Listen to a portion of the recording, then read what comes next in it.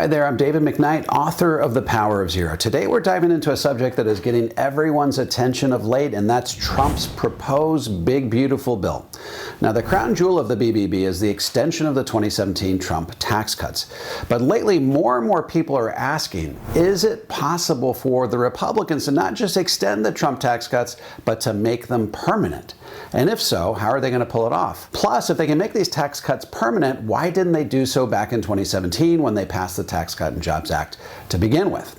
All right, let's set the stage. Back in 2017, the Trump administration passed the Tax Cuts and Jobs Act, or TCJA.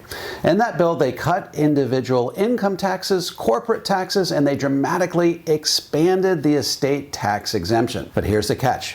While the bill did make the corporate tax cuts permanent, taking them from 35 to 21%. The tax cut for individuals and estates had an expiration date. In fact, if nothing else changes, those tax rates will revert back to their 2017 levels on January 1st, 2026. So if Congress doesn't act, Americans will be paying $4 trillion more in tax over the next decade, or roughly $1,700 per family per year. So given that the Republicans now control the White House, the House, and the Senate, is there any way to not just extend these tax cuts, but make them permanent?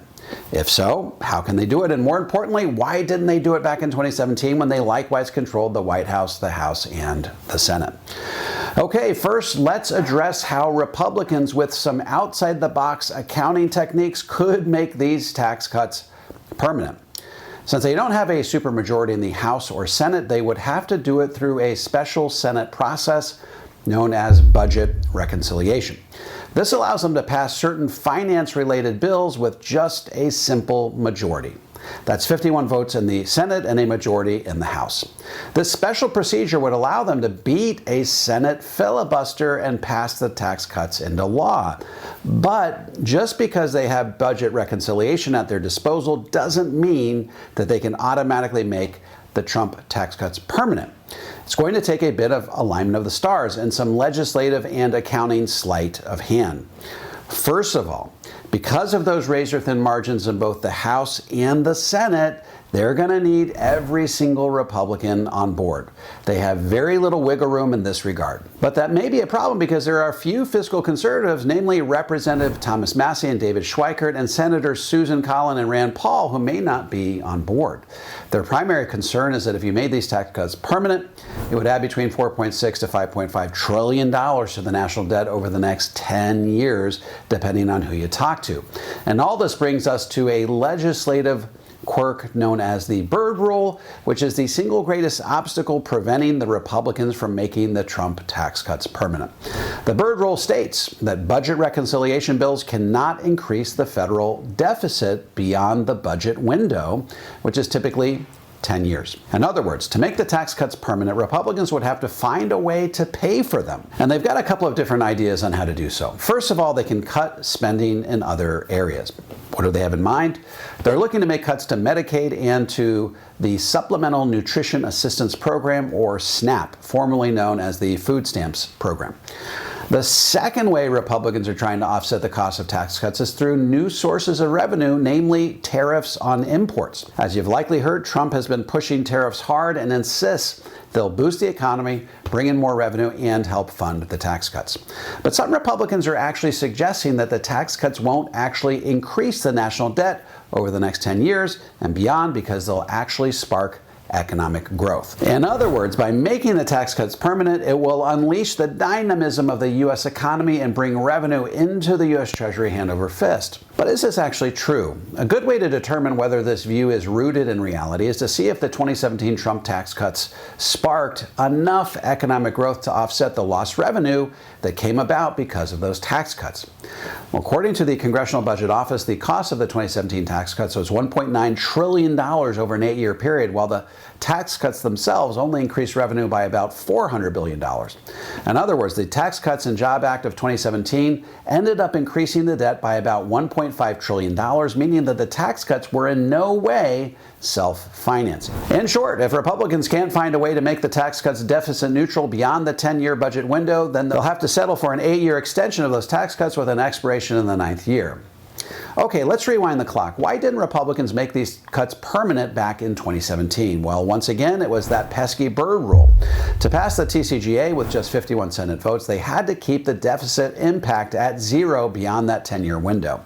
Making the Trump tax cuts permanent would have blown way past that limit. So Congress ended up prioritizing the corporate tax cut by making it permanent, dropping it to 21% forever, and by making the individual tax cuts temporary, betting that future Congresses would extend them.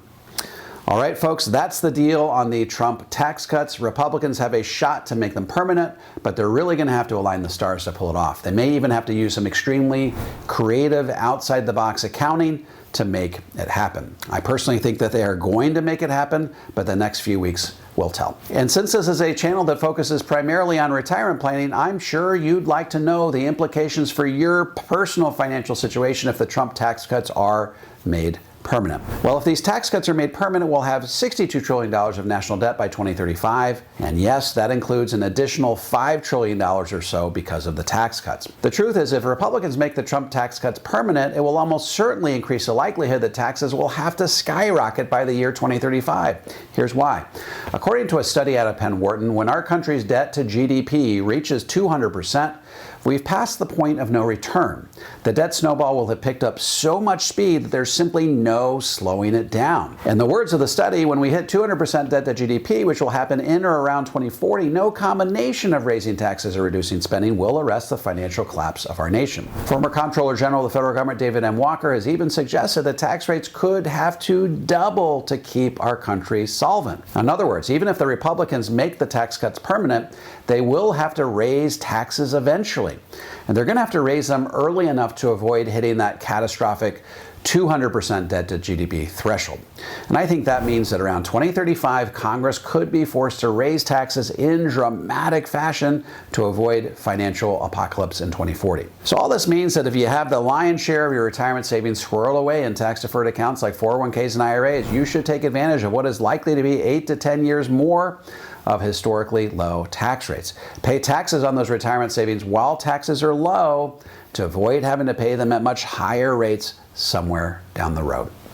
If you'd like to learn how to shield your hard-earned retirement savings from the impact of higher taxes, head over to davidmcknight.com and click on the Connect with an Advisor button. I'm happy to refer you to a financial advisor in my Power Zero network that has been trained, vetted, and qualified personally by me. And if you have any comments or questions, feel free to drop them into the comment section below, and I'll do my very best to respond to every single one of them personally.